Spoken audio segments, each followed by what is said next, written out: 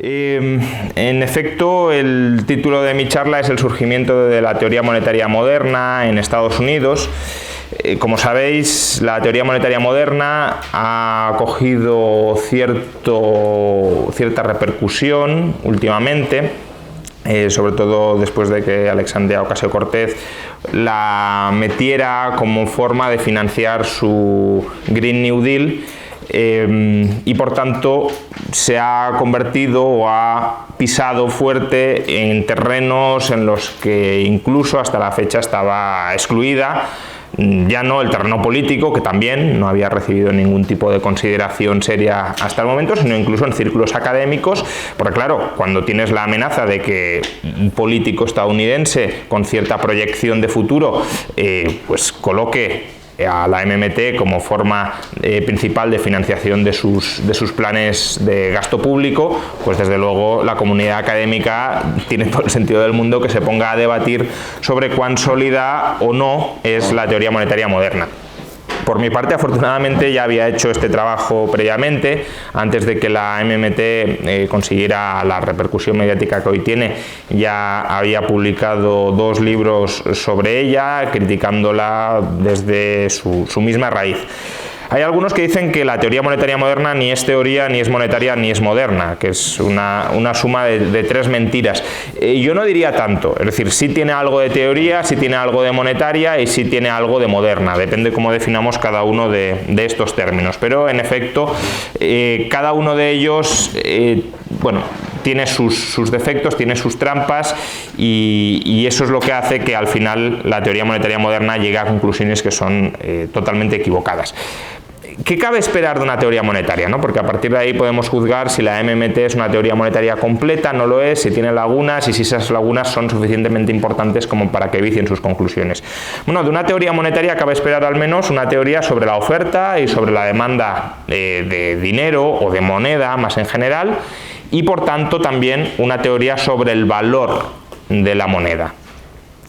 Fijaos que se puede teorizar por tanto sobre la oferta monetaria, sobre la demanda monetaria y sobre la interacción de oferta y demanda monetaria, que es el valor de la moneda. En principio, ¿cómo interactúan oferta monetaria y demanda monetaria? Pues como interactúan con cualquier otro bien. En cualquier otro bien, si aumenta la oferta de ese bien, su precio tiende a caer; si aumenta la demanda de ese bien, su precio tiende a subir. En el caso de la moneda o del dinero, sucede lo mismo. Si aumenta la oferta de moneda y su demanda no lo hace, es decir, si su demanda se mantiene constante, la moneda tenderá a depreciarse.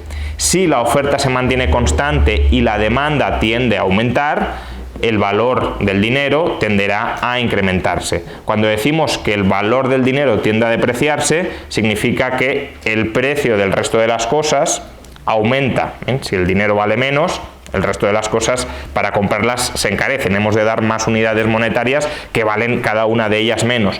Cuando decimos que el valor del dinero aumenta, sucede lo contrario. El resto de cosas tienen un precio menor. ¿Por qué? Porque hemos de entregar una menor cantidad de unidades monetarias para adquirir esos bienes. ¿Cómo funcionaba, por ejemplo, esta interacción de oferta y de demanda monetaria en un sistema monetario pues tan extendido en el tiempo y tan intuitivamente de entender como es, por ejemplo, el patrón oro? Bueno, pues ¿qué determina la oferta de oro, la oferta monetaria de oro? Pues la producción minera de oro. Cuando es rentable extraer oro de las minas, ese oro se extrae y ese oro aumenta la oferta de unidades monetarias basadas en el oro. Si la demanda de oro no ha aumentado y hay producción minera, eso tenderá a producir un episodio inflacionista en términos de oro. ¿Qué sucede si la oferta de oro no aumenta? Porque no hay producción minera y en cambio la demanda de oro sí lo hace. ¿Por qué puede aumentar la demanda de oro? Pues a largo plazo la demanda de oro tiende a aumentar. Si producimos cada vez más cosas, hay que intercambiar cada vez mayor número de bienes y por tanto necesitamos más moneda, más medios de intercambio con motivo de transacción. necesitamos más dinero para comprar más cosas. Pues si aumenta la llamada demanda de dinero con motivo de transacción, si necesitamos tener más oro para comprar el mayor número de cosas que se están produciendo, el valor del oro tenderá a subir y los precios tenderán a caer. O imaginad que hay un periodo de incertidumbre muy fuerte y la gente quiere atesorar oro para cubrirse frente a la incertidumbre. Si la oferta de oro no ha aumentado y la demanda de oro sí lo hace, tenderá a haber también un episodio deflacionista. Eso es tal como sucedía con el patrón oro. Bien, ¿qué dice la MMT, la Modern Monetary Theory, sobre la oferta y sobre la demanda de dinero? La verdad es que no dice mucho, no muy formalmente, y en cierto modo unifican su visión de la oferta y de la demanda de dinero, porque lo que dicen con respecto a la oferta de dinero es que solo las unidades monetarias que el Estado pone en circulación devendrán dinero, devendrán medio de intercambio generalizado. ¿Y por qué? Porque el Estado puede obligar que esas unidades monetarias que ha puesto en circulación sean exigidas como medio para saldar los impuestos que los ciudadanos han de pagar. Si, como el Estado puede decir, los impuestos a final de cada año me los tienes que pagar en este trozo de papel que yo imprimo. Por tanto, no te queda otro remedio que comprar ese trozo de papel para pagarme los impuestos en este trozo de papel. Con lo cual, para la MMT solo aquel bien o aquel título, aquella unidad monetaria que cuente con el aval, con la obligación adherida de utilizarlo para pagar impuestos, puede devenir dinero. Por tanto, el Estado controla la oferta monetaria. Si el Estado quiere que más unidades monetarias se utilicen para pagar impuestos, o las puede crear o puede expandir el número de bienes que son admisibles para el pago de impuestos. Si quiere contraer la oferta monetaria, puede decir, bueno, estos bienes ya no se pueden utilizar para pagar impuestos, o reduzco el número de unidades que yo he creado para el fin expreso de pagar impuestos. ¿Y qué dice la MMT sobre la demanda de dinero? Pues que los ciudadanos, como están obligados a pagar impuestos en esas unidades, tendrán que demandar esas unidades y tendrán que quedárselas. Por tanto, en esencia, la demanda de dinero para la MMT es potencialmente ilimitada o potencialmente infinita gracias a la capacidad que tiene el Estado, ya digo, de obligar a que los impuestos se paguen en esa divisa. Por ejemplo, Randall Gray, que es probablemente el teórico de la MMT más representativo, más significativo, en su último libro sobre el tema, Modern Monetary Theory a Primer Macroeconomics, del año 2012, dice, página 49 de la edición anglosajona, digo porque está traducido al español también, pero estoy citando la original, ¿por qué alguien aceptaría la moneda fiat del gobierno? Porque la moneda del gobierno es el principal y normalmente el único medio que se acepta por el gobierno para el cobro de impuestos y otras deudas monetarias exigibles por el gobierno. Por tanto, para evitar las sanciones que puede imponer el gobierno por no pagar impuestos, por ejemplo, ir a prisión, el contribuyente necesita amasar las unidades monetarias que ha impreso el gobierno. Bien, por tanto, al final la MMT deriva la demanda de dinero de la capacidad sancionatoria que tiene el Estado. Como el Estado puede sancionar, como el Estado te puede mandar a prisión, como el Estado te podría incluso torturar para que aceptes el dinero como forma de pago de impuestos, entonces no te queda otro remedio que aceptar ese dinero.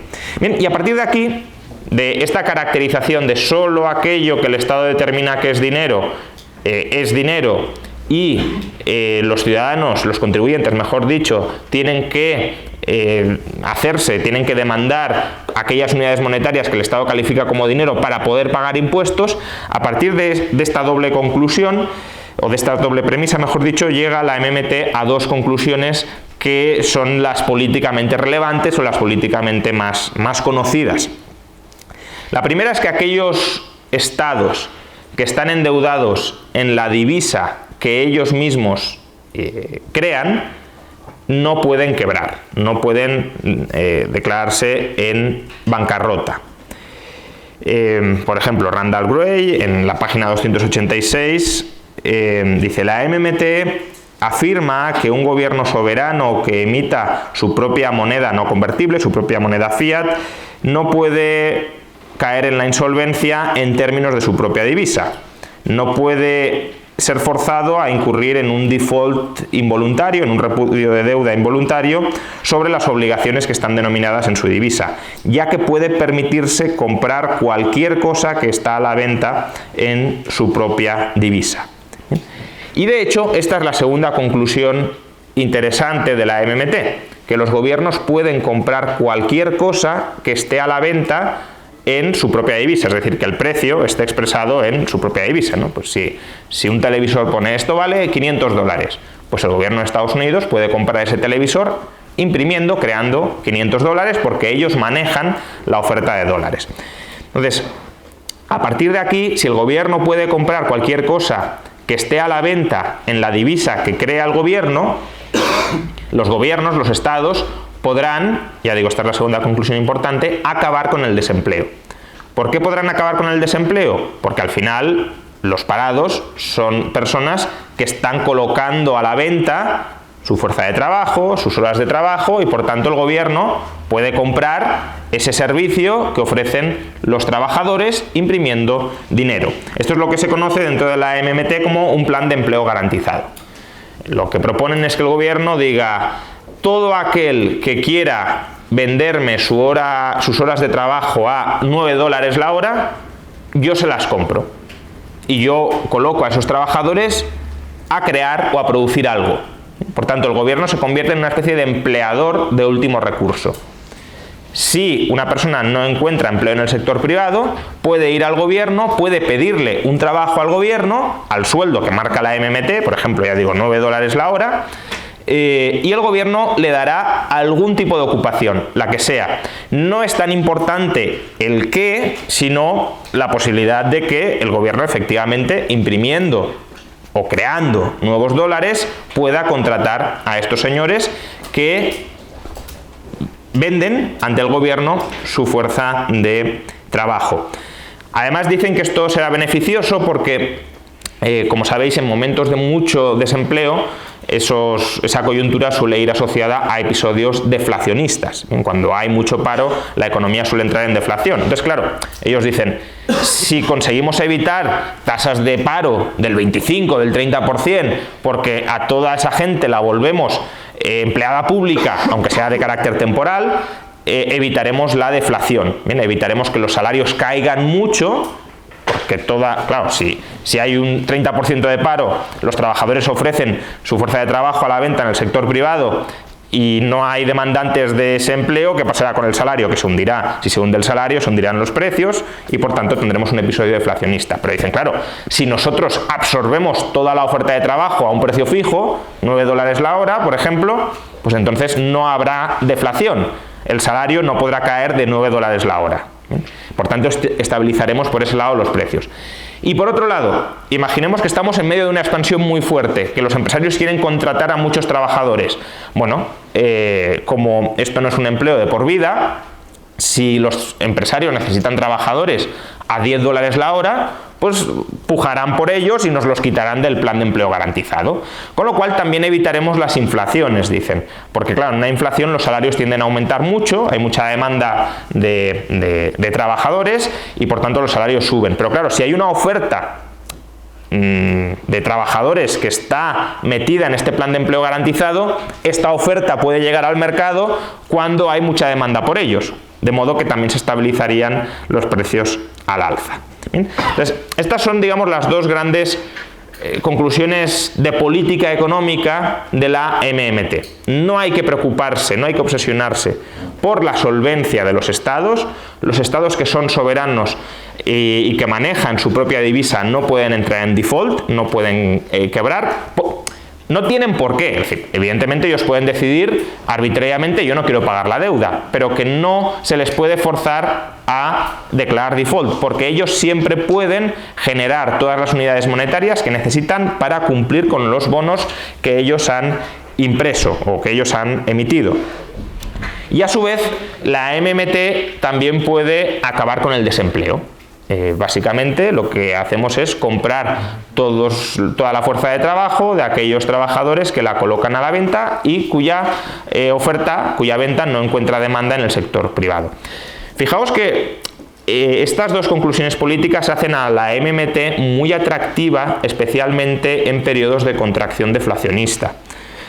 En periodos de contracción deflacionista la economía pasará por unas tasas de paro gigantescas, con lo cual si alguien promete una solución para el desempleo, aunque sea mágica, pues merecerá cierta atención. Y luego también en episodios deflacionistas puede darse el caso de que algunos gobiernos, precisamente por haber querido relanzar la economía con planes de estímulo, se hayan sobreendeudado y eso los haya abocado a una situación cercana a la insolvencia. Con lo cual, claro, aquí la MMT también es atractiva porque dice, no os preocupéis, que no tenéis por qué quebrar, no os preocupéis por la austeridad, no os preocupéis por el equilibrio presupuestario, id con todo a luchar contra el desempleo. Bueno, con todo tampoco, porque esto no es una conclusión expresa de la MMT, de hecho ellos son críticos con los planes de gasto a lo bruto y generalizados, ellos defienden un plan, dicen, de cirujano, que es el plan de empleo garantizado, no meter dinero en la economía como tal, pero bueno, que en principio los gobiernos no tienen por qué preocuparse por su solvencia a la hora de tratar de combatir el desempleo, a la hora de combatir el paro. Y además, en periodos deflacionistas, claro, una crítica muy intuitiva que se le puede hacer a la MMT es, ¿y la inflación?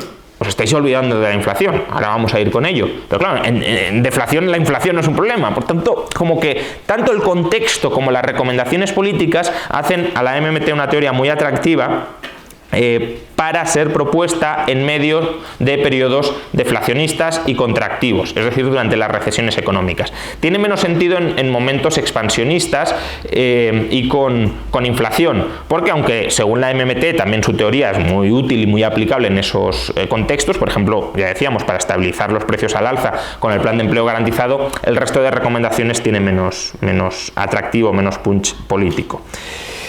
Bien, hasta aquí la exposición de qué es la MMT. ¿Cuáles son sus fallos o qué le falta a la MMT que la hace peligrosamente tramposa?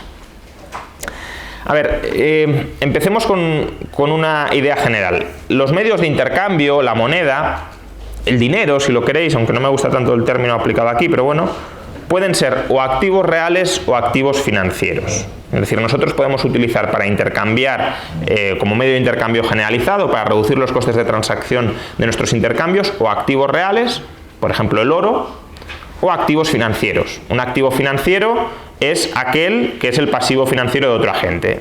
En términos muy generales y no del todo precisos, pero para entendernos, una deuda. Activos reales, ya digo, el oro es un activo real tangible. El oro no es la deuda de nadie más. Si yo te entrego una moneda de oro, tú tienes oro, pero no le puedes reclamar nada a nadie.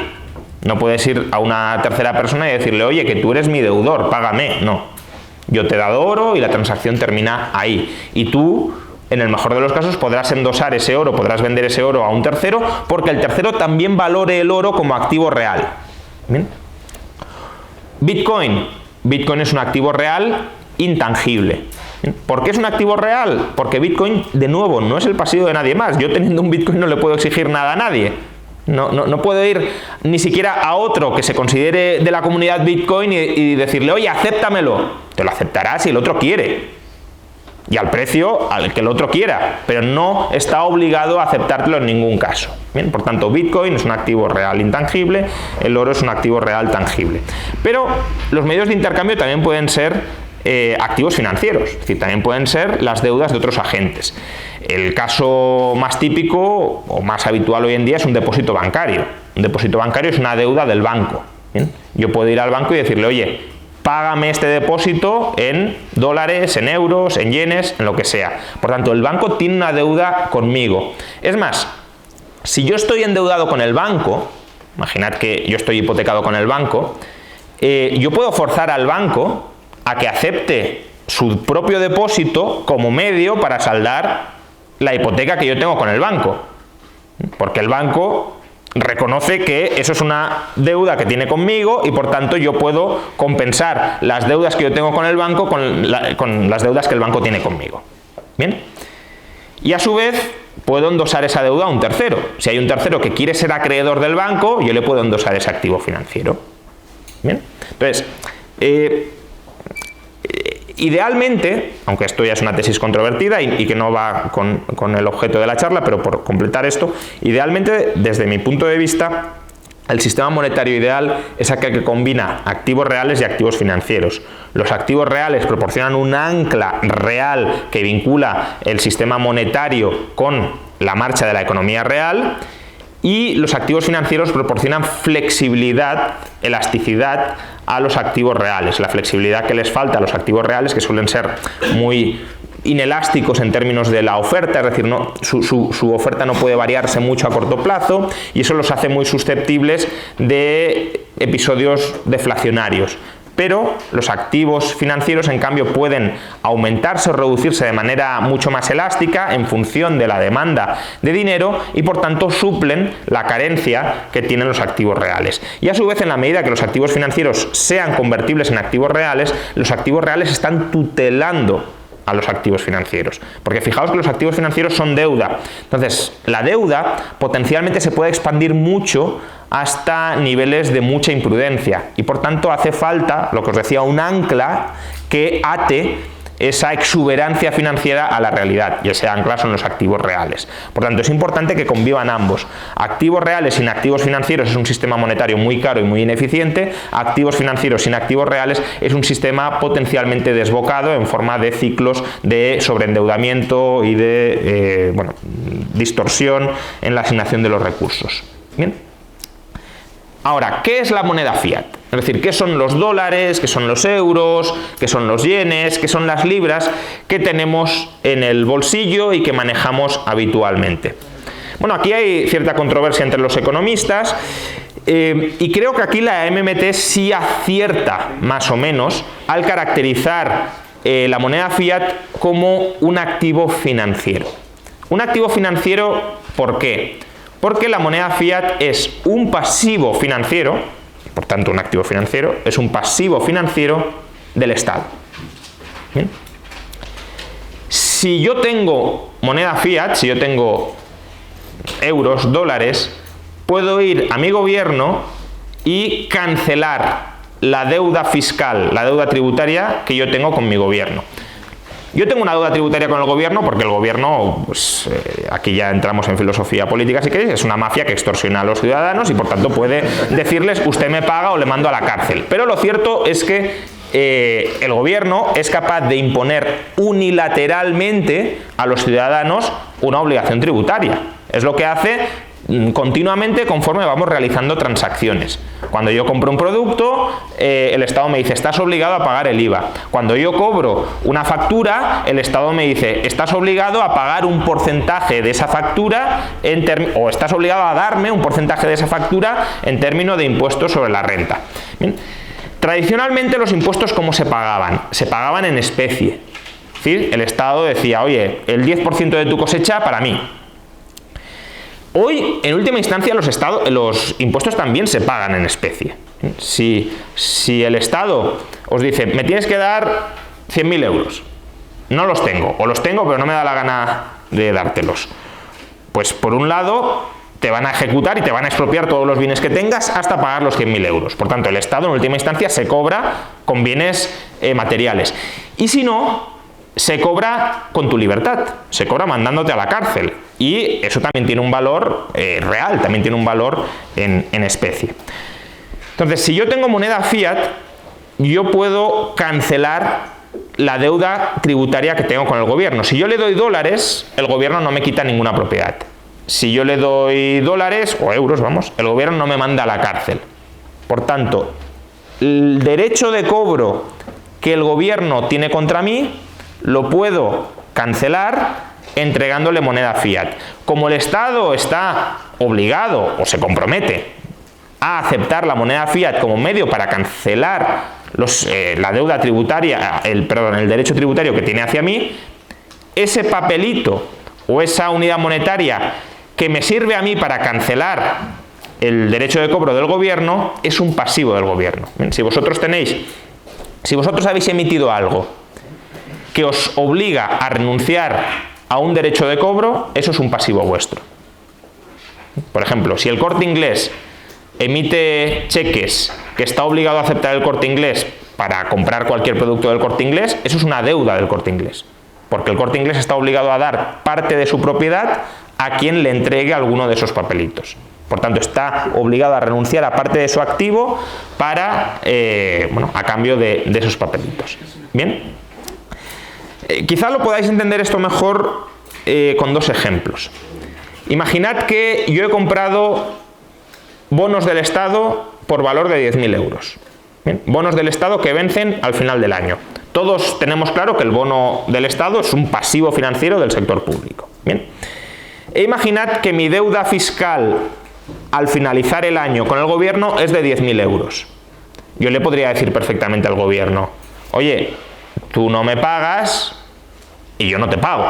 Bien. Por tanto, aquí el bono, que es un pasivo del Estado y que sirve para cancelar el derecho tributario que el Estado tiene contra mí, ambos derechos se cancelarían por compensación y ese pasivo claramente es un pasivo. Bien, por lo mismo con la moneda fiat. La moneda fiat permite cancelar el derecho tributario que el Estado tiene contra mí. Otro ejemplo, el famoso helicóptero monetario. Imaginad que el Estado mañana imprime 10.000 euros y os los da. A todos los efectos, eso es como si se hubiese bajado los impuestos en 10.000 euros.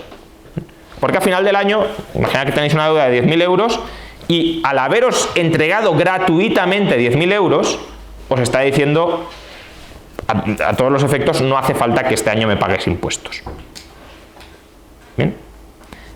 Por tanto, la moneda fiat creo que es muy útil entenderla como un pasivo financiero de vencimiento cero, si lo queréis, o incluso de vencimiento perpetuo, bueno, eso ya depende de cómo lo queráis caracterizar, del Estado. Bien. Vale, entonces, si la moneda fiat es un activo financiero, será necesario analizar la moneda fiat como analizamos cualquier otro activo financiero. ¿Y cómo analizamos cualquier otro activo financiero? Planteándonos de qué depende el valor de los activos financieros. ¿Bien? Si sabéis algo de teoría financiera muy básica, el valor de un activo financiero es igual al valor presente de sus flujos de caja futuros esperados. ¿Bien? Es decir, ¿cuánto vale un activo financiero hoy? Pues lo que espero que me vaya a dar mañana, descontado por el tiempo que va a pasar entre medias, por el riesgo que estoy asumiendo, etc. Bien, por tanto, el valor presente de sus flujos de caja futuros. La MMT, como digo, sí considera, Randall Groy lo dice, la moneda fiat como un pasivo financiero, pero no extrae las conclusiones que necesariamente se derivan de ello. Y las conclusiones que necesariamente se derivan de ello es que si la moneda fiat es un pasivo financiero, su valor se determinará como el del resto de activos o pasivos financieros, es decir, valor presente de sus flujos de caja futuros. Cuando decimos que el valor de un activo financiero depende o es el valor presente de sus flujos de caja futuros, estamos diciendo que el valor de la moneda fiat depende de dos cosas. La primera, del tipo de descuento, es decir, del tipo de interés al que descontamos los flujos de caja futuros. Cuanto más a largo plazo sea un flujo de caja o cuanto más arriesgado sea un flujo de caja, más lo descontaremos. ¿Qué significa esto? Para vosotros es lo mismo 100 euros hoy que 100 euros dentro de 50 años. No, claramente no. ¿Cuál es el valor equivalente en euros actuales de 100 euros dentro de 50 años? Pues a lo mejor 30 euros. Entonces, eso es un descuento. Estamos transportando a presente los flujos de caja futuros y estamos expresando el valor del flujo de caja futuro en términos presentes. ¿Tiene el mismo valor 100 euros seguros que 100 euros que os tocarán si ganáis una lotería? Claramente no, porque la lotería probablemente no la ganéis y por tanto no vayáis a recibir los 100 euros. Bien, entonces, ¿a cuánto equivale 100 euros que obtendréis si ganáis una lotería? Pues a lo mejor a un céntimo. ¿No? ¿Cuánto estaréis dispuestos a pagar por un boleto de lotería que os proporciona con mucha incertidumbre o con mucha inseguridad una ganancia esperada de 100 euros? Pues probablemente muy poco. Bien, de hecho, si no jugáis a la lotería por 1 euro o por 2 euros que prometen millones de euros de ganancia, pues imaginad cuánto pagaríais por 100 euros de ganancia, ¿no? Entonces, el descuento se refiere a cómo traducimos el valor futuro e inseguro en términos de valor presente y seguro. Y este descuento, que es el tipo de interés de mercado, no lo tiene en cuenta la MMT a la hora de valorar la moneda fiat. El segundo elemento, hemos dicho, el valor de un activo financiero es el valor presente de los flujos de caja futuros esperados. Segundo elemento, los flujos de caja futuros esperados. ¿Cuáles son los flujos de caja que podemos prever que obtendremos por ser poseedores de moneda fiat? Hay 3 flujos de caja. La MMT solo considera 1. El primer flujo de caja es no liberarnos, digamos, de nuestras deudas fiscales, lo que os he explicado antes. Yo, teniendo moneda fiat, puedo eximirme de pagar impuestos. Por tanto, si yo preveo que voy a tener muchas deudas fiscales en el futuro, tener moneda fiat me proporciona un servicio liberatorio de esas deudas fiscales futuras. ¿Bien? Esta es la idea intuitiva de la MMT de el contribuyente necesita tener moneda fiat para pagar sus impuestos. Por tanto, si hay una fuente de demanda, si lo queréis, que es la demanda vinculada al pago de impuestos.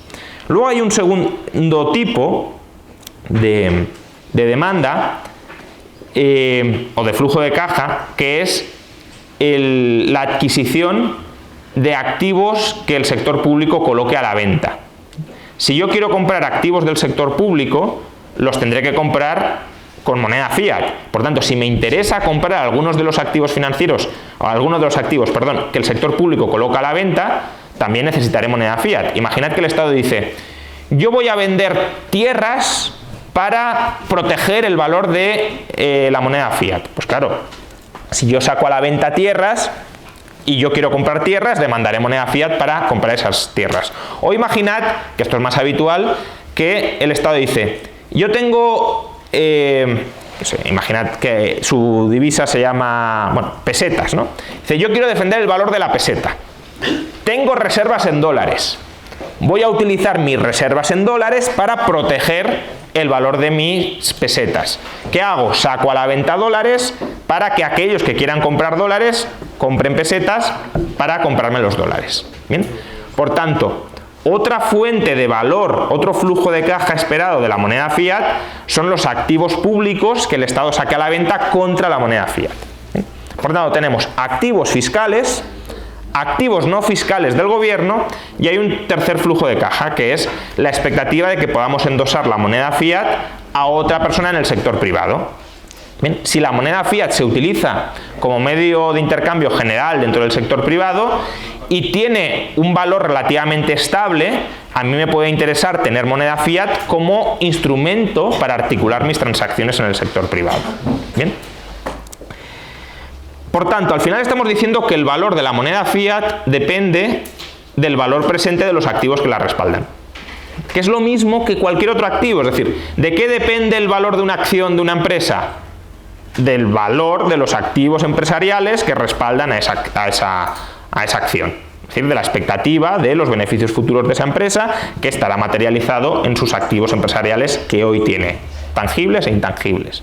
¿Bien? Por tanto, el valor de un pasivo financiero depende de los activos que respaldan ese pasivo financiero, con la moneda fiat y con cualquier otro activo financiero o pasivo financiero.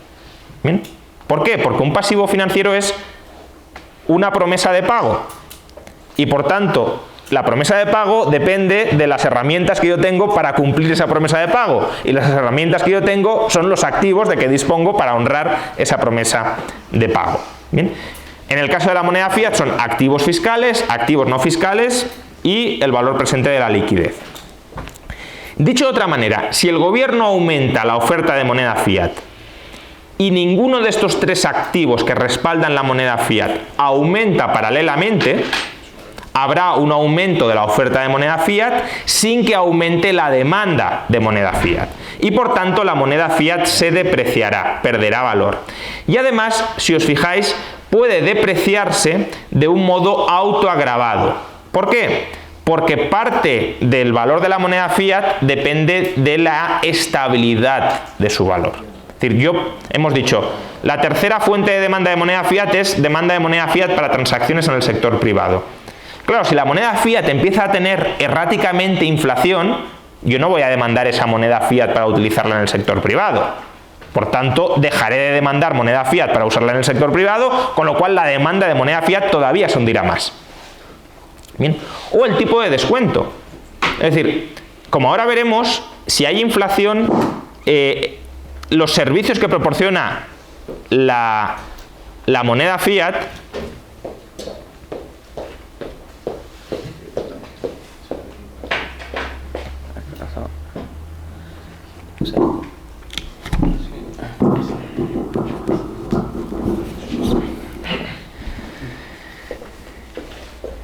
decía, si hay inflación, como luego veremos, los servicios que proporciona la moneda fiat dejan de prestarse, ¿no? Luego veremos que si hay inflación, la moneda fiat ya no sirve para pagar tantos impuestos en términos reales como antes. Con lo cual, si tampoco me va a servir para pagar impuestos en la misma medida que antes, le aplicaré un mayor tipo de descuento a la hora de comprar moneda fiat. Que esto es lo mismo que en cualquier otro activo financiero. Es decir, si vosotros os dicen, bueno, esta empresa ya veremos si paga el bono o no lo paga, pues exigiréis un tipo de interés más alto para comprar ese bono. Pues lo mismo con la moneda fiat. ¿Bien? Es decir, que estaréis dispuestos a anticipar menos bienes presentes al Estado a cambio de la moneda fiat que él imprima. Bien. Por ejemplo, un trabajador que diga, yo te vendo mi fuerza de trabajo al Estado.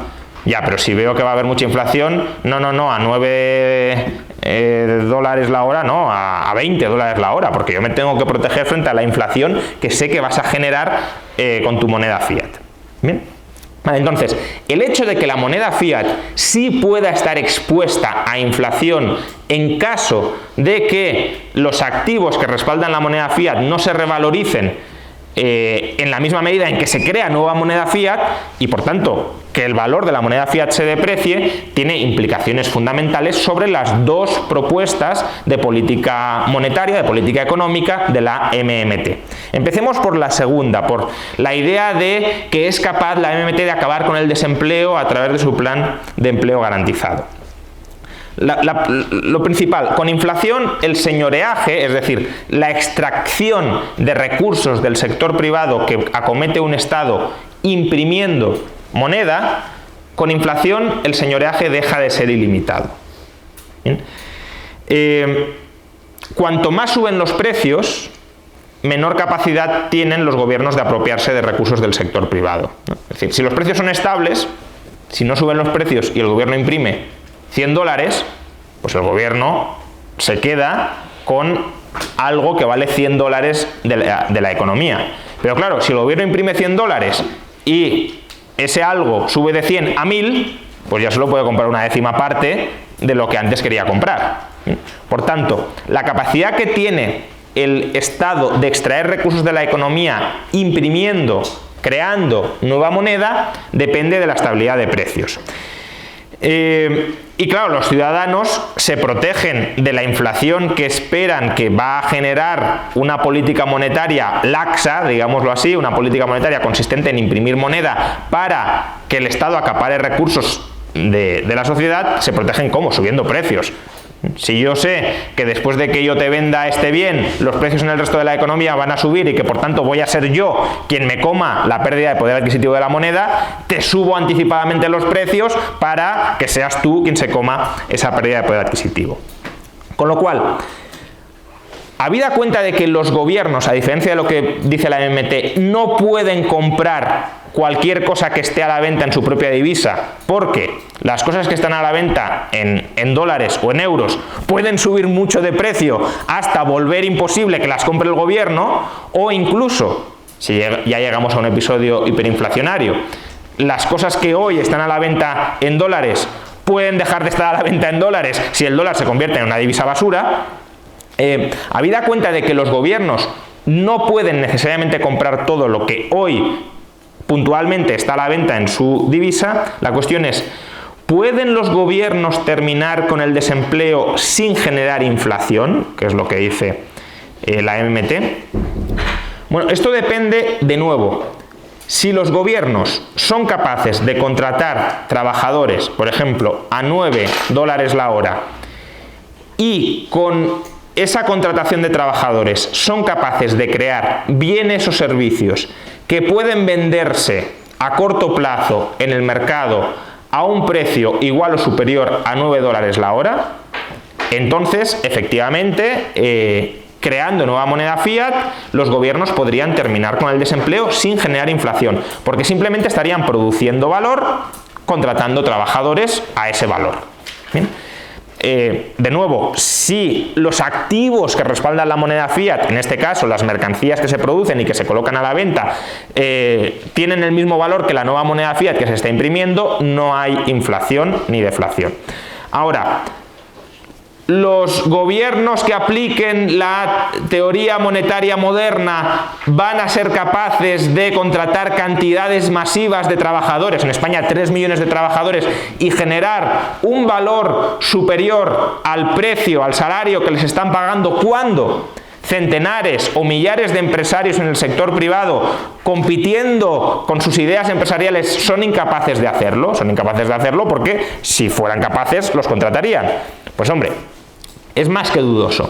Pero no solo es dudoso por la capacidad que tenga el gobierno de generar, contratando millones de trabajadores, un valor superior al salario que les está pagando, sino que además es dudoso porque incluso los propios economistas de la MMT dicen que ese no es su objetivo. Entonces, si leemos por ejemplo a Matthew Forstater en un artículo del año 97, Selective Use of Discretionary Public Employment. Esto sí está encargado. Muy bien. Este estaba sobreviviendo mientras yo buscaba el reemplazo. Lo siento. Culpa del Estado. Nada, sí, siempre es culpa del Estado. Incluso la ineficiencia del sector privado es culpa del Estado. Bueno, si leemos a Matthew Forstater en un artículo del año 97, Selective Use of Discretionary Public Employment and Economic Flexibility, dice lo siguiente: la actividad del sector público, sin embargo, no tiene por qué preocuparse por este tipo de presiones competitivas, dado que el gobierno no es un negocio que busque lograr un beneficio. Los gobiernos se podrían dedicar a líneas de producción que ninguna empresa privada quiera ejecutar. Por ejemplo, el sector público puede utilizar un método de producción que sea distinto al que escogería el sector privado por criterios de eficiencia, donde la eficiencia sea definida de manera estrecha como minimización de costes.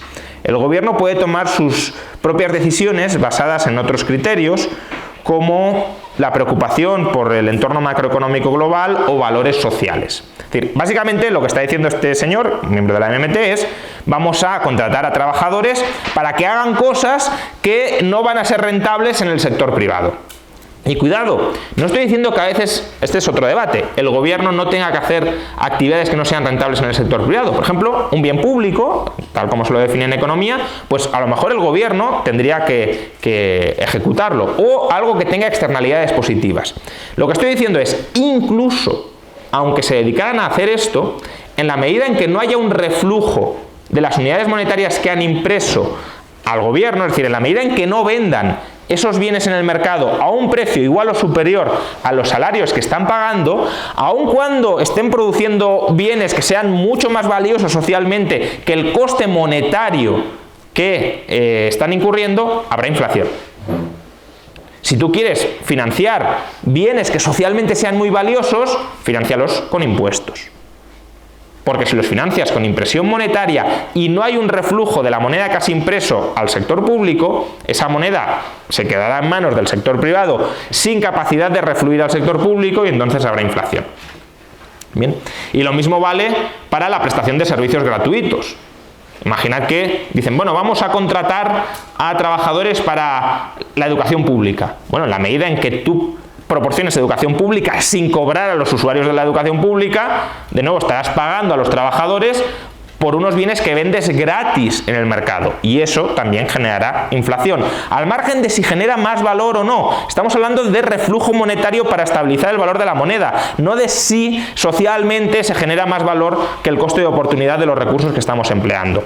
Y si es así, tendrás que buscar otro mecanismo de financiación que no genere inflación para sufragar ese bien. Por tanto, es dudoso que el sector público, imprimiendo, creando nueva moneda fiat, aunque sea específicamente para contratar trabajadores, sea capaz de estabilizar el valor de la moneda. No es teóricamente imposible si generaran más valor esos trabajadores, más valor monetizable en el mercado, esos trabajadores, que el valor o la financiación monetaria que se les está proporcionando podría ser, pero no es demasiado probable porque ni el gobierno tiene la información para hacerlo, ni los economistas de la MMT tienen la voluntad de hacerlo. Y luego la segunda implicación que cae una vez reconocemos que la moneda fiat es un activo financiero y que si su oferta crece por encima de su demanda, por encima de los activos que la respaldan, habrá inflación. Pues la idea de que el gobierno no puede impagar las obligaciones que están nominadas en su propia divisa. ¿Por qué? Porque la moneda fiat, como hemos dicho, es un pasivo financiero. Es decir, la moneda fiat es una deuda del Estado. Y la moneda fiat, el valor de la moneda fiat, claro que puede impagarse a través de la inflación. Los impuestos reales que vosotros sois capaces de amortizar con una determinada cantidad de moneda fiat decrecen conforme hay más inflación. Imaginad que en los años 60 decís, voy a atesorar 10.000 pesetas para los impuestos que voy a tener que pagar en el año 1995. Pues claro, esas 10.000 pesetas en el año 1960 a lo mejor os permitían pagar 2 o 3 años de impuestos, y en el año 1995 pues os pueden permitir pagar unos meses de impuestos. Por tanto, la inflación devora digamos, el servicio real, el flujo de caja real que proporciona la moneda fiat, o al menos uno de ellos, que es el de saldar las deudas tributarias. Con lo cual, una vez admitimos que la moneda fiat sí puede ser impagada en la medida en que no abona, en la medida en que no respeta, en la medida en que no honra los flujos de caja que esa moneda fiat contiene, pues claro, es cierto que el Estado puede pagar nominalmente los bonos que están denominados en la propia moneda fiat, imprimiendo, creando nueva moneda fiat, pero lo hará a costa de generar inflación en términos de la moneda fiat que impagará la moneda fiat, que es otra deuda del Estado. Entonces, solo diciendo, no, la moneda fiat no es un pasivo financiero del Estado, cosa que la propia MMT niega, es decir, Randall Gray dice que la moneda fiat es un pasivo financiero del Estado. Solo excluyendo a la moneda fiat de la categoría de pasivo financiero del Estado, podemos decir que el Estado puede pagar todas las deudas denominadas en su propia divisa, y olvidándonos de que está impagando por esa vía las deudas que representa la moneda fiat. De hecho, justamente por eso hay una especie de paradoja muy interesante en el caso de la MMT, y es,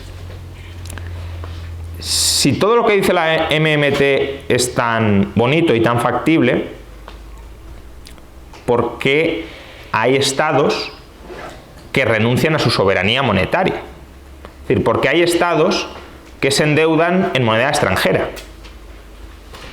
Es que son estúpidos. Quiero decir, si tú puedes tener pleno empleo, no inflacionista, y puedes evitar pagar siempre, o sea, puedes ser capaz de pagar siempre tus deudas sin inflación, porque hay estados que dicen, voy a emitir deuda en dólares, que es una moneda que yo no controlo.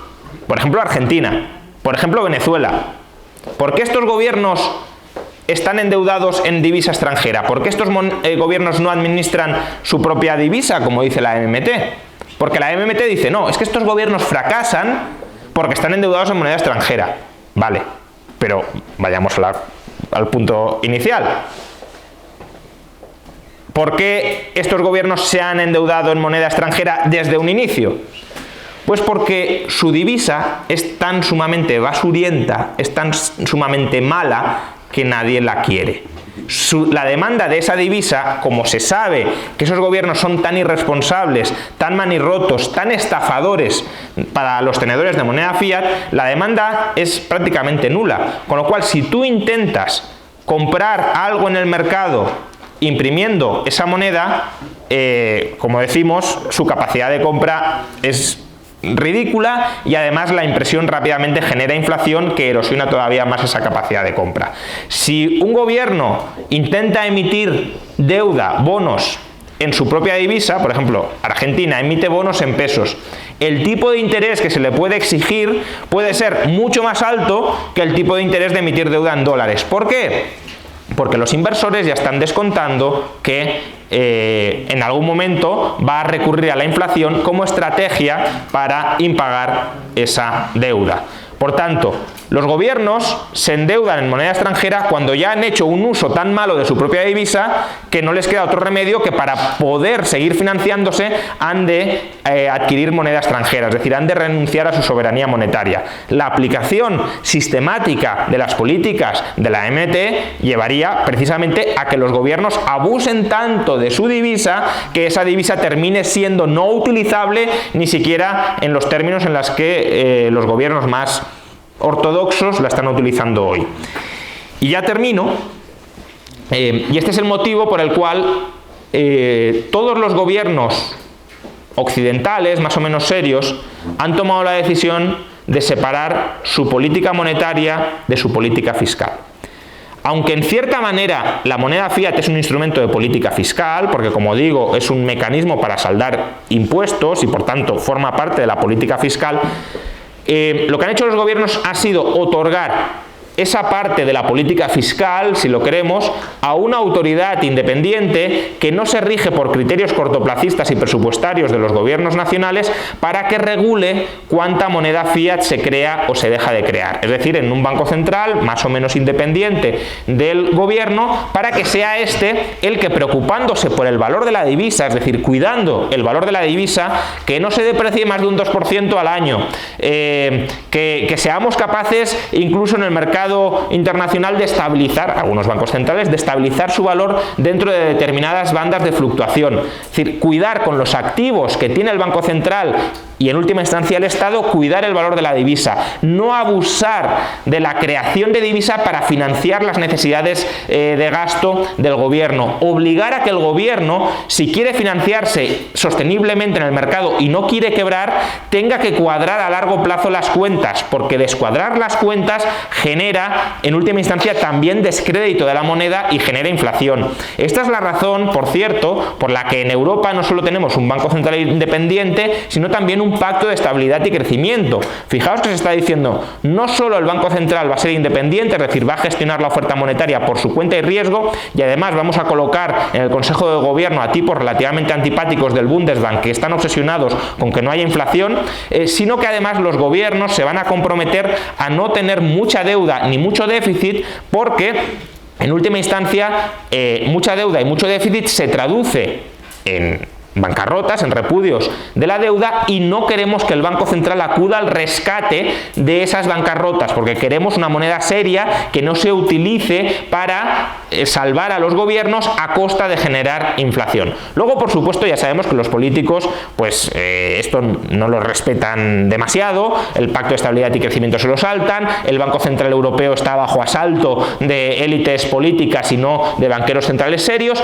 pero al menos sí hay una cierta arquitectura institucional que es totalmente incompatible con la MMT, precisamente porque se sabe de los problemas de inconsistencia temporal que existen cuando los gobiernos concentran la capacidad de crear nueva moneda fiat para financiar sus gastos. Problemas que se traducen en inflación derivada de engañar sistemáticamente a los ciudadanos, y problemas que en última instancia se traducen en que los ciudadanos desconfían tanto de la moneda fiat que dejan de demandarla como mecanismo para anticipar el pago de impuestos y para utilizarla en las transacciones en el sector privado. Por tanto, y ya termino, la separación de política fiscal y política monetaria, otorgar un estatus privilegiado a la política monetaria e independizarlo de la política fiscal, es una decisión que es incluso, o que va incluso en el propio interés del Estado.